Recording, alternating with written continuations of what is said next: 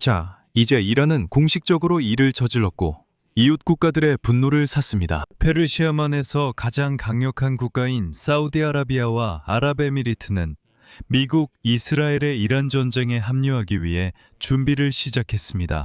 그리고 이웃 국가들도 합류할 준비가 되어 있습니다.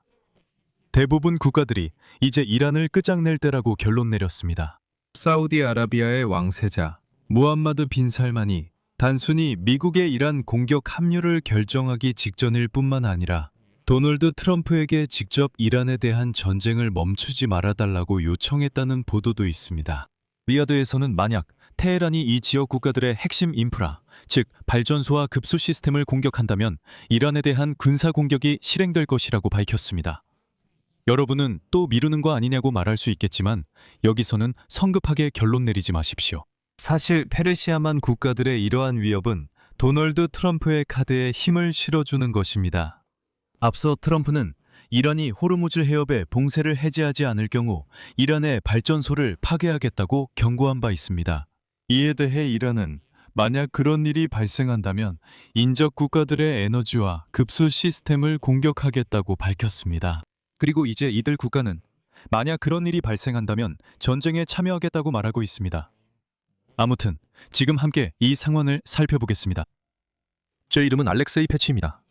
이 주제에 대해 이야기해봅시다. 하지만 본격적으로 시작하기 전에 이 유튜브 채널의 활동을 구독이나 후원 또는 유튜브에서의 스폰서십으로 응원해 주시길 부탁드립니다. 모든 링크와 정보는 영상 설명란에 있습니다. 어떤 지원이든 감사드립니다. 이 영상이 흥미롭고 유익했다면 방송 후에 해주셔도 됩니다. 텔레그램 채널 패치이 뉴스도 꼭 구독해주세요. 채널 링크도 이 영상 설명란에 있습니다. 그곳에서는 최신 소식을 실시간으로 전해드리고 있습니다. 자, 드디어 페르시아만 국가들이 이란의 공격에 어느 정도 반응을 보이기 시작했습니다. 그리고 페르시아만에서 가장 강력한 국가인 사우디아라비아와 아랍에미리트가 미국과 이스라엘의 대이란 전쟁에 합류할 준비를 시작했습니다.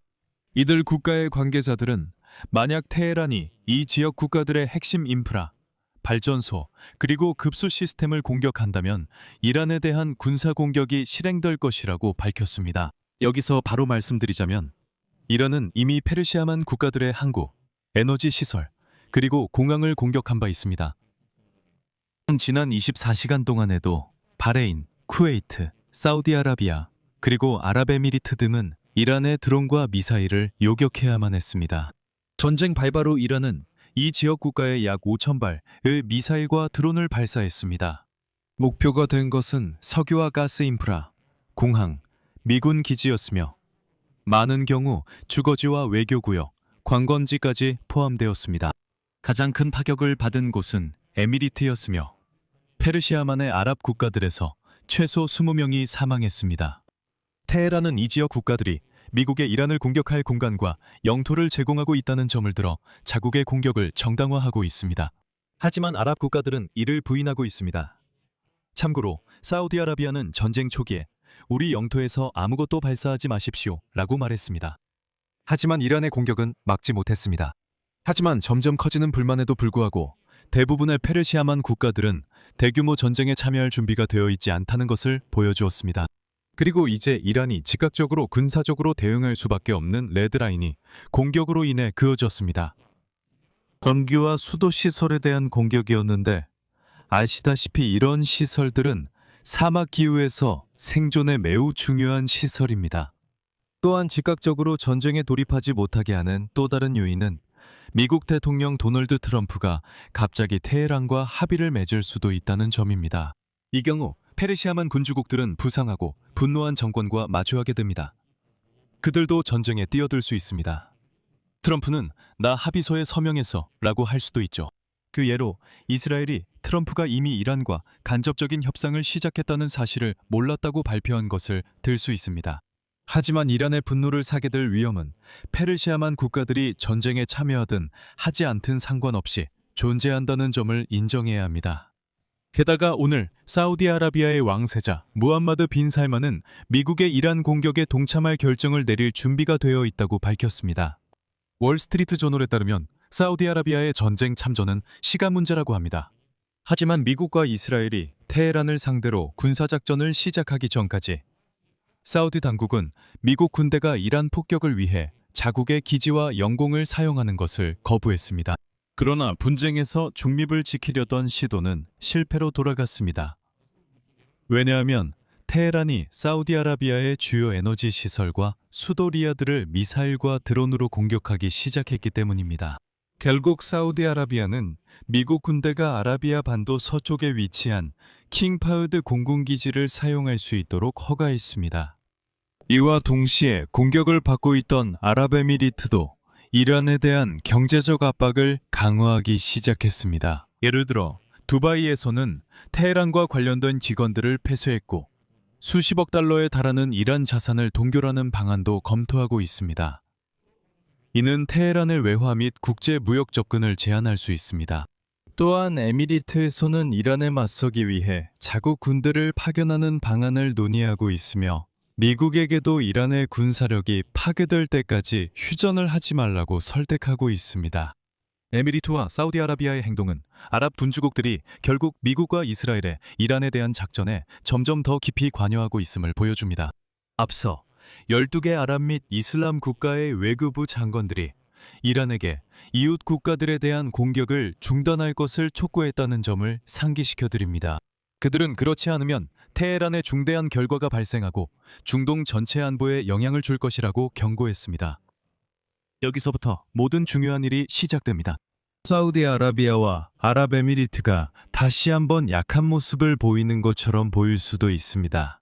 즉, 이란이 그들의 에너지 시설과 담수화 시설을 공격해야만 그들이 전쟁에 참전할 것처럼 보일 수 있습니다. 이미 여러 번 공격받았지만 그들은 계속 참전하지 않았고 이제 또다시 레드라인을 옮기는 듯합니다. 하지만 사실 이 두 나라의 이런 발언은 도널드 트럼프가 이란과의 협상에서 쓸 수 있는 좋은 카드가 됩니다. 덧붙여 말씀드리면 월요일에 도널드 트럼프는 테헤란이 호르무즈 해협을 열지 않으면 이란의 발전소를 공격하겠다고 위협했습니다. 하지만 그는 이후에 외교의 기회를 주기 위해 이 휴지기를 5일 더 연장한다고 밝혔습니다. 그럼에도 불구하고 말이죠. 즉, 위협의 내용은 만약 이란이 호르무즈 해협을 열지 않으면 이란의 발전소를 공격하겠다는 것이었습니다. 이란은 이에 대해 바레인, 요르단, 쿠웨이트, 카타르, 사우디아라비아, 아랍에미리트의 구체적인 전기 및 수도 시설을 지목했습니다. 만약 상황이 격화될 경우, 그리고 미국이 실제로 그들의 발전소를 공격할 경우, 이란이 타격을 가할 구체적인 대상들입니다. 이제 이란은 대응책을 갖게 되었습니다. 만약 이란이 이러한 위협을 실제로 실행에 옮긴다면 최소 2개 이상의 국가가 이란을 상대로 전쟁에 참전하게 됩니다. 그리고 이것은 이미 판도를 바꿉니다. 상황을 급격히 악화시킬 수 있는 또 다른 시나리오는 미국이 하르크 섬을 점령하는 작전을 벌일 가능성입니다. 이 섬을 통해 이란 석유 수출의 90%가 지나갑니다. 이란 안보기구에 가까운 고위 이란 관리에 따르면 이 임무를 위해 미국군은 아마도 알다프라 공군기지가 있는 아랍에미리트에서 파견될 가능성이 높다고 합니다. 결국 이란은 에미리트가 이런 작전을 위해 자국 영토를 사용하도록 허용한다면 이란이 에미리트에 치명적인 타격을 가할 것이라고 밝혔습니다. 미국이 그 섬을 점령하면 이란은 큰 경제적 손실에도 불구하고 폭격할 준비가 되어 있다고 합니다. 즉, 우리가 이해해야 할 것은 그들의 가장 중요한 목표가 살아남는 것이라는 점입니다. 국민이나 국가가 아니라 바로 정권이 살아남는 것이죠. 여기서 흥미로운 점을 강조할 필요가 있습니다. 오직 미사일 공격이 벌어지는 와중에 아랍에미리트가 레바논 헤즈볼라와 이란이 자금을 지원한 테러 조직을 소탕했다고 발표했습니다. 쿠웨이트도 같은 주에 헤즈볼라와 연관된 세포 조직을 적발했다고 밝혔으며 이들은 국가의 핵심 인프라에 대한 파괴 공작과 테러 공격을 계획하고 있었습니다. 하지만 아시다시피 여기서 중요한 질문이 있습니다. 정말로 아랍에미리트와 쿠웨이트가 자신들의 영토에서 이란의 대리 세력이 활동하고 있다는 사실을 몰랐을까요? 죄송하지만 몇 주가 아니라 분명히 수년 동안이었습니다. 이게 수사적 질문인 건 아시죠?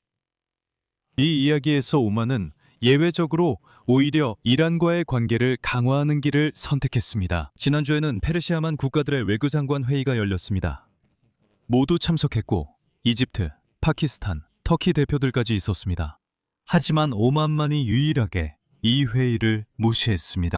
결국 사우디아라비아 외교장관인 파이살 빈 파르한 왕자는 이렇게 말했습니다. 인용하자면 저는 이란인들이 왕국과 공격을 받은 그 파트너들이 매우 상당한 잠재력과 역량을 가지고 있으며 그들이 그렇게 하기로 한다면 이를 사용할 수 있다는 점을 이해하는 것이 중요하다고 생각합니다. 보여주고 있는 인내심이 무한한 것은 아닙니다.